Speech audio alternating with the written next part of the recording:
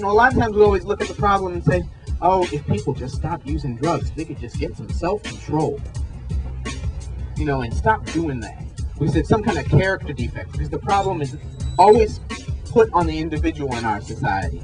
That if somebody was just stronger and just make a different choice, that somehow the drugs wouldn't be there in their bodies and in their hearts and their minds, you know? But the thing is, you live in these communities, and we're going to see it, that you realize that the drugs are not there in people's bodies because they're morally defective.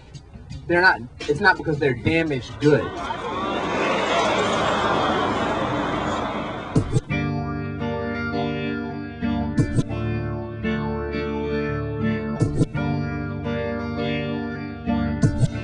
My mother died when I was 16. I didn't get along with my father at the time. I left home at 18, you know, and thought I could get a job after high school. I graduated with honors. I mean, I've never done drugs in my life, but my life has been deeply affected by drugs.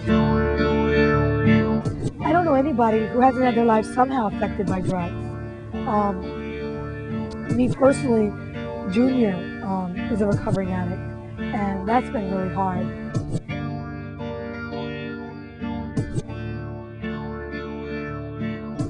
I can't hardly describe. It's unavoidable. Once you make up your mind that you want to use, it doesn't matter what, you will go and use.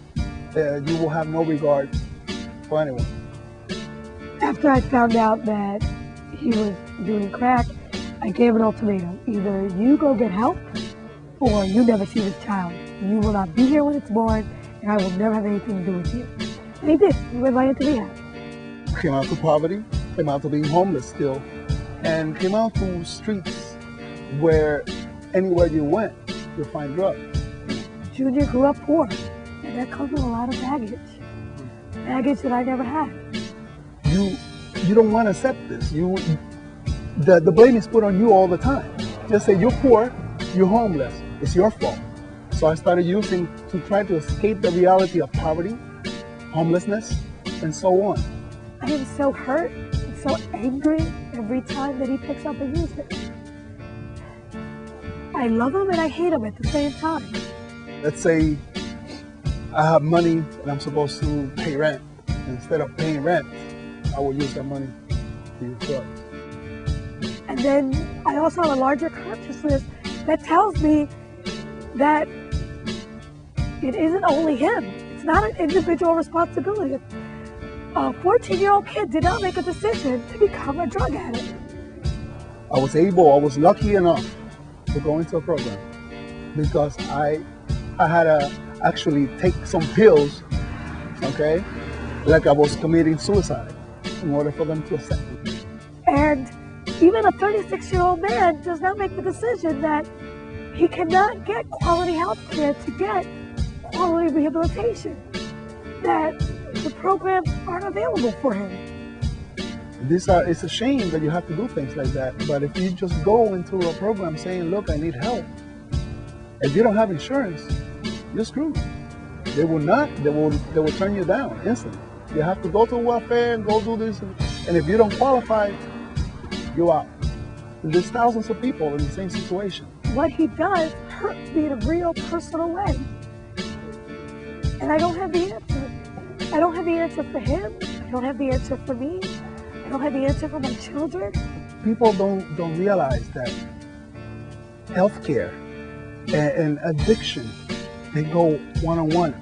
And I've told you this, and I'll tell anybody who's on drugs, every time they get a hit, they let the system win. Every day they stay clean, they're defying the system that wants to control all of us. We know, we realize what the things that we do. What we don't understand is why we keep doing them. You know, and we want to find a way out. And the only way out, it will be help for mental health and health care.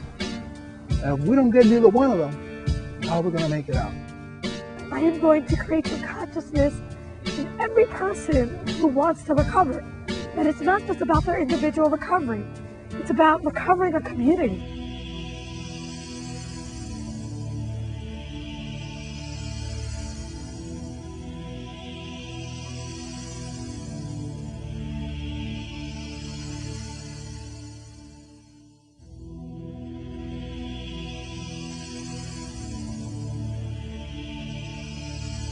in order for people to be able to get clean, you can't go back to a situation where you were homeless and just free of drugs. You need to be able to go back to a place to live, which is an economic human right. You need to be able to go back and have food, which is an economic human right. You need to be able to have, the basic necessities of life, all protected by economic human rights, all systematically violated by the U.S. government.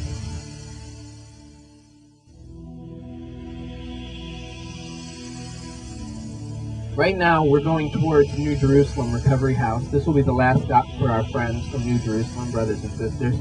One of the things I want to say is that New Jerusalem is unique.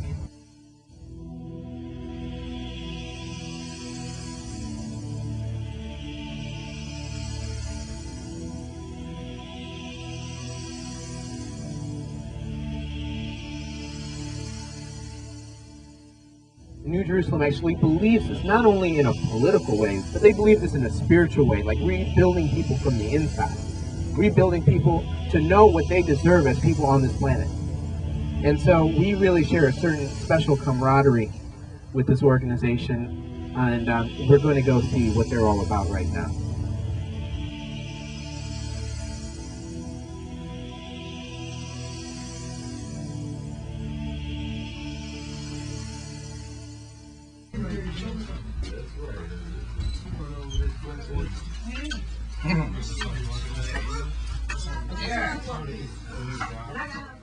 Hi, how are you doing?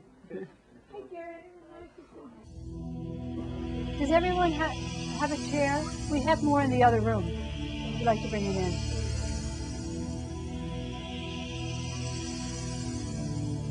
I would say recovery is really something that everyone needs, but we're specifically speaking of recovery from addictions, and mostly from drug and alcohol. And one starts to look at the world and some of the systems that are so deadly in the person's possibilities. For example, if someone has been convicted of a felony for possessing a certain amount of ounces of crack cocaine, they will receive no aid, financial aid, during that time. American society, at least, is so individualistic. What's the antidote for individualism but community? And I've lived in a religious community over 45 years, and we're pretty honest with each other, but I've never heard the level of honesty that I have heard in the recovery community. And I've never seen also the level of compassion.